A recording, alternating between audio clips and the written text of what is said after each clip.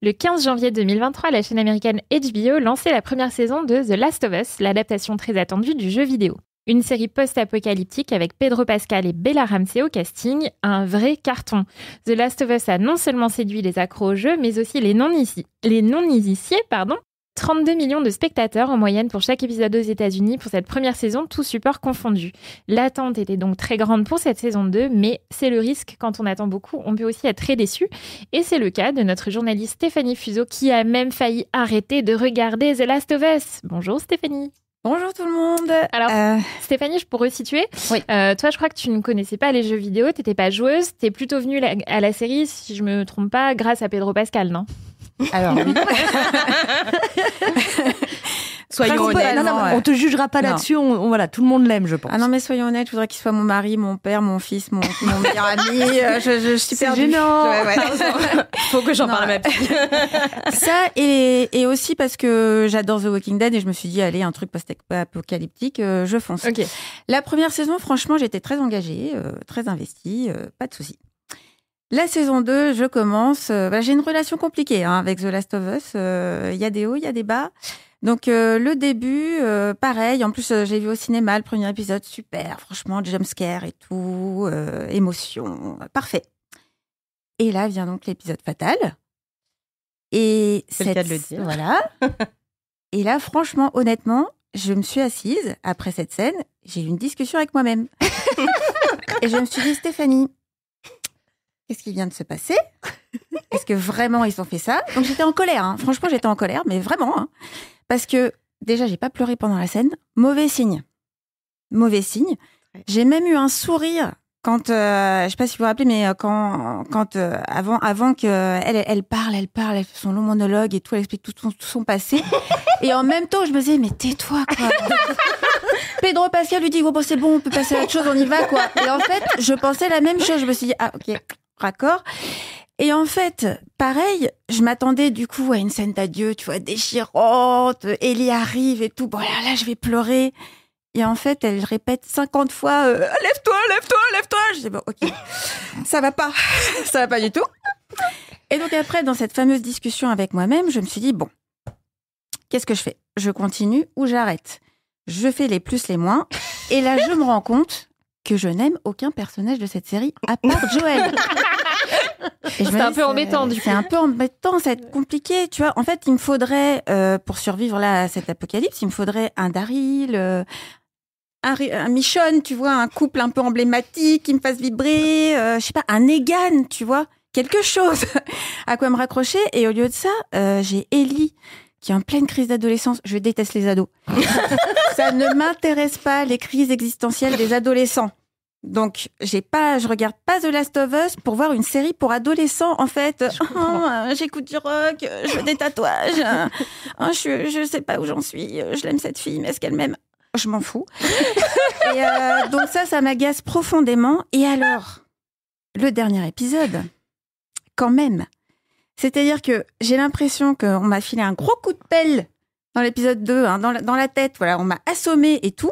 On me laisse pourrir pendant 2 épisodes, là, traîner comme ça. Après, on vient me chercher, on me donne un paquet de bonbons. Oh, je retrouve Pedro. Et là, je vois vraiment tout ce que j'ai perdu. C'est-à-dire que je vois ce qui me passionne, moi, dans cette série, c'est le rapport qu'il a avec Ellie, qui est complexe, qui est intéressant, qui est émouvant, qui est beau, qui est hyper touchant.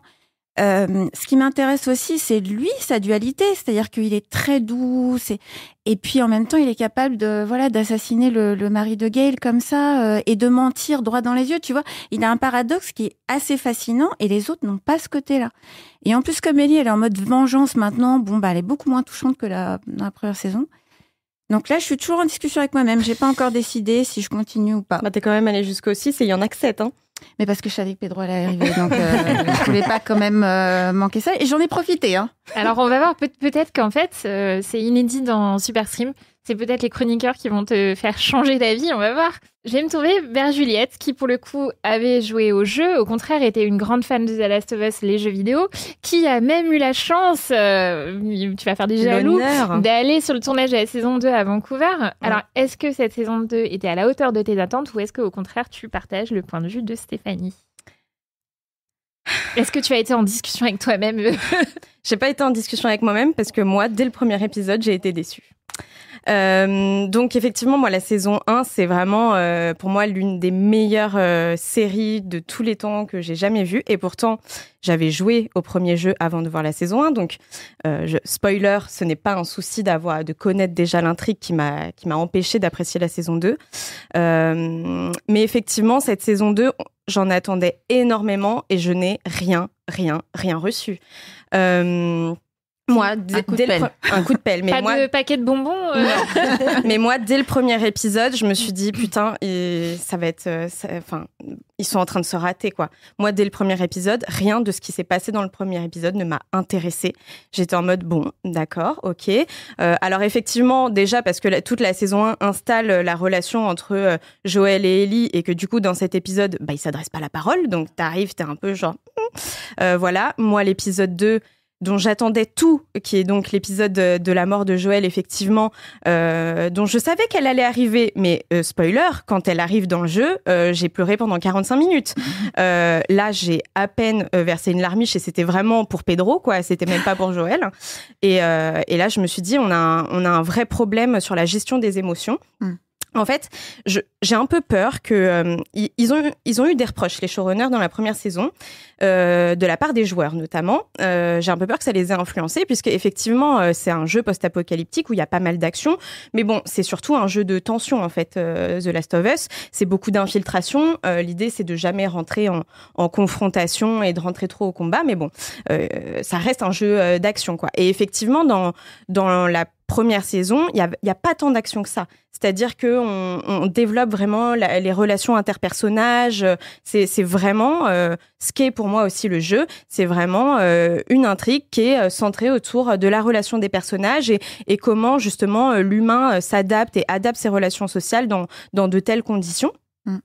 Et là, les 2 premiers épisodes, pour moi, j'ai l'impression qu'ils ont pris toutes les remarques des gens qui étaient pas contents de la saison 1 et puis qui se sont dit, allez, on met tout dans les 2 premiers épisodes. Et du coup, ils ont mis action.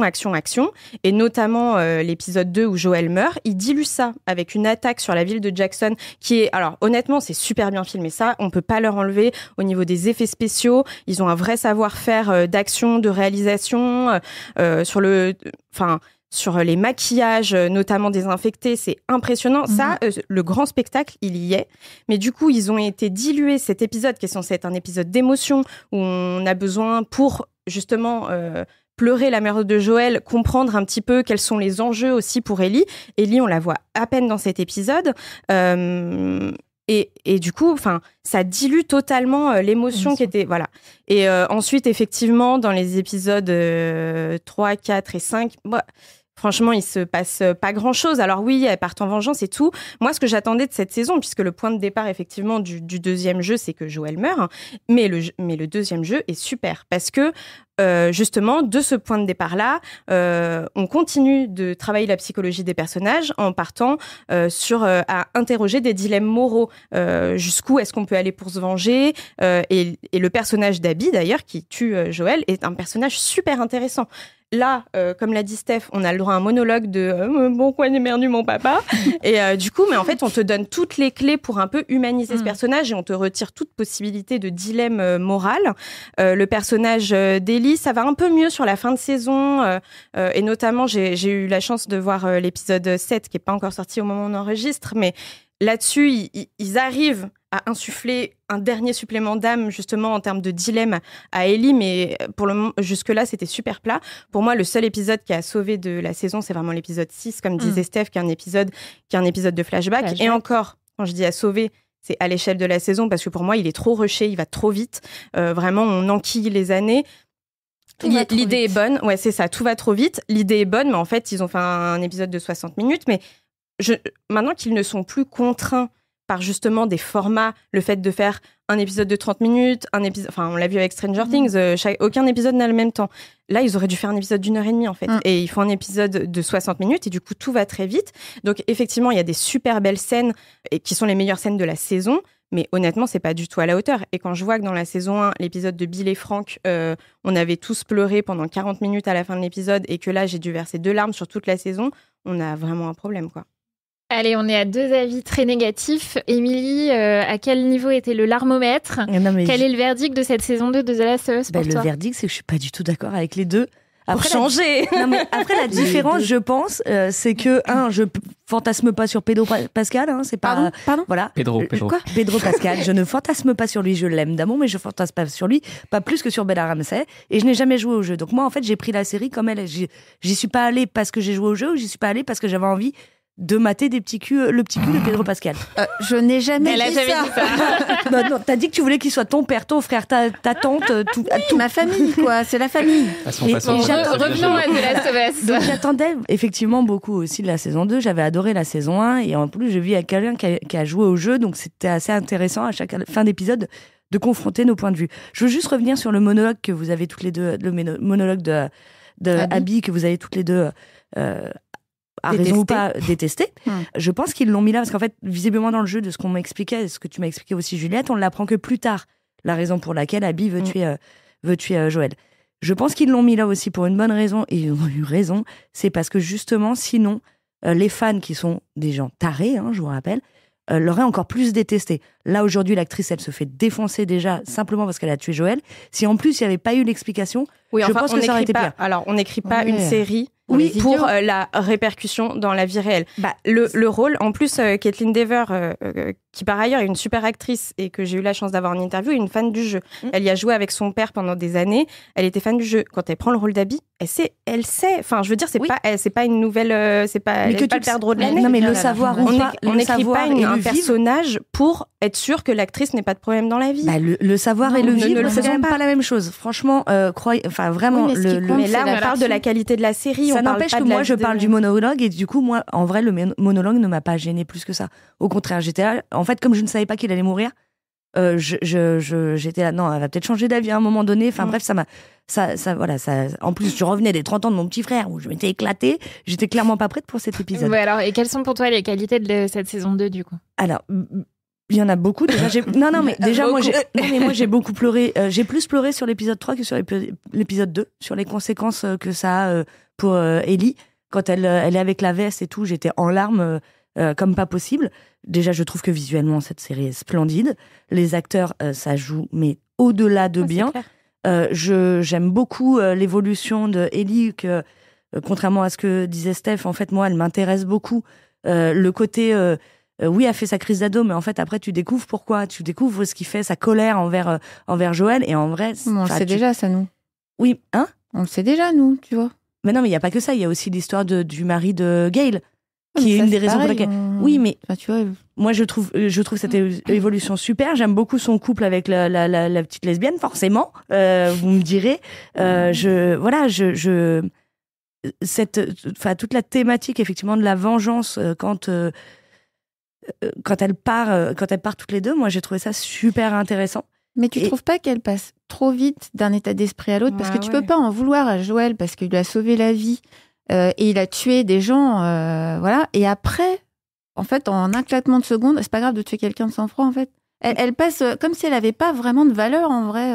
Ça ne s'explique pas, ça va trop vite. Mais non, mais parce qu'il y a plein de choses qui se mêlent. Il y a aussi les regrets, le fait de... Enfin, tu vois, elle regrette d'avoir perdu du temps avec lui. Enfin, il y a plein de choses qui rentrent en compte. Elle est en deuil, et en même temps, elle est en deuil, et en même temps, elle est avec sa meuf. Enfin, tu vois, et elle est toute seule. Enfin, tu vois ce que je veux dire? Oui, mais moi, justement, pour moi, la saison 2, effectivement, l'idée, c'est d'explorer jusqu'où la vengeance est prête à te faire aussi ravaler tes valeurs et tout ce en quoi t'as toujours cru. Donc, t'as raison, c'est un thème qui est super intéressant et c'est ce que Ellie représente et c'est pour ça que c'est intéressant. Moi, mon problème, c'est que ça va trop vite. On nous raconte, en fait, j'ai l'impression qu'ils ont essayé de caser un maximum d'événements ou d'actions et de essayer de bien faire leur petit arrangement floral pour être sûr qu'il y a un peu de tout. Mais du coup, tout va trop vite. C'est pas... moi, j'avais plus l'impression de regarder une saison de The Walking Dead qu'une saison de The Last of Us. Et c'est pas ce que je viens chercher quand je vais... Enfin voilà, une série post-apocalyptique de zombies, on en a déjà 15 000. Là, je n'avais pas besoin qu'il rogne sur toute la partie psychologique qui est vraiment la colonne vertébrale de The Last of Us. T'as raison, il y a les éléments, mais les éléments, ils sont posés, ils sont pas explorés, c'est mon problème. Mais t'as raison, ils sont là parce qu'ils ont quand même repris l'essence du jeu, ils ont repris des trucs un peu clés, des socles de base. Mais si tout va trop vite, ça n'a plus la même puissance. Donc t'as raison, c'est intéressant, ça reste une bonne série, mais c'est pas la série qui avait la puissance de la saison 1. Mais c'est en ça que je te disais que le fait de pas avoir joué au jeu, moi j'ai pas la même lecture parce que du coup je sais pas ce que je rate en fait. La différence est peut-être là justement. Mais Stéphanie n'a pas joué au jeu. Oui, mais Stéphanie à l'origine elle voulait même pas regarder s'il y avait pas eu. Elle adore les trucs post-apocalyptiques. J'adore les trucs post-apocalyptiques. Si ça avait pas été Pedro Pascal, elle l'aurait pas regardé. Si, j'aurais regardé, bien sûr. Mais en fait, c'est juste que là, j'ai l'impression effectivement ce que tu disais, à mon avis, c'est très juste, c'est qu'ils ont voulu faire plaisir aux fans et rectifier le tir de ce qu'ils aimaient pas et qui se posent la question est-ce que ça les fans vont comprendre ou est-ce que ça les fans vont aimer, mais on s'en fout en vrai. Tu fais pas une série que pour ce qui regarde les fans, ouais. Non, tu fais ta série parce que tu as une création, tu as une idée en tête, tu as un scénario, tu as des personnages auxquels tu tiens. Si ça accroche pas avec le public, tant pis. Toi, t'as fait le personnage que tu voulais. Si tu commences à te dire, ah ouais, mais elle, il faut qu'on la rende un peu sympathique parce que sinon, ils vont pas l'aimer, sinon, elle va se faire insulter. On s'en sort plus en vrai. Et je pense que peut-être ça se ressent dans le fait qu'ils étaient moins libres dans cette saison 2 que dans la 1, où il y avait beaucoup moins d'enjeux, puisqu'on les attendait, mais moins. Et en plus, tu vois, ce qui est paradoxal, c'est que quand je suis allée sur le tournage, justement, c'est la question qu'on leur a posée, c'est dans quelle mesure la réaction des fans à la saison 1, ça a influencé leur écriture de la saison 2. Et Craig Mazin, qui est le réalisateur de la série et qui a co-créé avec Neil Druckmann, qui est et le créateur du jeu et le co-créateur de la série, les deux m'ont dit, on a considéré qu'on n'en avait rien à faire des retours des fans. Donc moi, je suis partie de ce principe-là. Je me suis dit, mais génial, enfin des mecs qui n'en ont rien à foutre de des mecs qui s'excitent sur Twitter à dire gna gna gna gna gna gna. Je me suis dit, c'est super. Et en fait, qui me disent ça et que 6 mois plus tard, je découvre une saison où c'est pas vrai, et où en fait, mine de rien, ils se sont quand même, en tout cas, ou alors ça partait d'une autre intention, mais le résultat est le même. Et alors justement, Juliette, avant de passer à la suite de l'épisode, est-ce que tu as peut-être des petits éléments de coulisses que tu as pu glaner, que nous, qui ne sommes pas allés sur le tournage, ne pourrions pas deviner en regardant The Last of Us Pas deviner, je sais pas, mais j'étais sur le tournage donc, de l'épisode 5. Donc l'épisode 5, c'est évidemment le moment où Ellie et Dina arrivent vraiment au cœur de Seattle, et notamment dans cette scène dans une espèce d'entrepôt désaffecté où elles se font traquer par les nouveaux infectés qui ont été justement introduits dans la saison 2, qui ont la capacité de chasse. Ils sont flippants. Et en fait, ce qui est fou, c'est que tout est fait en version réelle. C'est-à-dire que Craig Mazin m'expliquait que pour la saison 1, ils avaient utilisé beaucoup de post-prod, en fait. C'est-à-dire qu'il y avait beaucoup de performeurs qui jouaient notamment les infectés, qui avaient les points verts sur le visage pendant les scènes, mais qui étaient maquillés de façon relativement basique, et que après toutes les extensions, tout le cordyceps, ça s'était rajouté en post-prod. Là, ils ont clairement upgradé le budget de la saison 2, et donc tout ça c'est fait en réel. Donc c'est vrai que tu vois, moi je me promène, je vais à ce qu'on appelle le catering, c'est l'espèce de cantine sur les tournages, pour demander une petite part de cake et un verre d'eau. Et puis alors là, tu te retrouves au milieu de 3 infectés qui ont vraiment, tu vois, toutes les excroissances, mais vraiment, c'est les vrais, quoi. Ouais. Et à un moment donné, ils nous font, entre 2 prises, ils nous font visiter le plateau, et je me retrouve nez à nez avec un buste et des entrailles. Et en fait, tout ça, vraiment, ils le rajoutent pas, quoi. Il y a rien de faux. Et en l'occurrence, dans cette scène qu'on voit, il y a vraiment 11 trackers qui agressent vraiment les 2 actrices. Donc tout ça, c'est pas de l'effet de montage, elles le vivent vraiment. Et les mecs, ils sont là depuis longtemps parce que en fait, ils sont 11 performeurs. Ça veut dire qu'il y a 22 maquilleuses qui ont mis 6 heures à les maquiller avant qu'ils commencent à shooter. Donc les journées sont longues, mais honnêtement, ça vaut le coup, quoi. C'est fou. Et à l'image, ça rend dingue. La qualité visuelle, on voit la différence. Et pour ceux qui n'ont pas eu la chance, comme Juliette, d'aller sur le tournage, sur Max, il y a les making-of qui sont vraiment très sympas, qui durent 1 à 2 minutes pour chaque épisode, et où on t'explique tout ça et tout ça. Ils sont vraiment, vraiment bien foutus. Voilà. Et The Last of Us ne va pas s'arrêter si tôt, puisque la série a déjà été renouvelée pour une saison 3, bonne nouvelle ou pas, je vous laisse en juger. Et peut-être même au-delà, il y a des rumeurs comme quoi il pourrait continuer. Ouais, effectivement, ils avaient, en fait, quand ils ont renouvelé après la saison 1, ils ont tout de suite dit, on fait les saisons 2 et 3 puisqu'on adaptera le 2e jeu, et c'est vrai que le 2e jeu est beaucoup plus dense que le premier. Donc ils avaient tout de suite dit, il nous faudra 2 saisons pour le faire.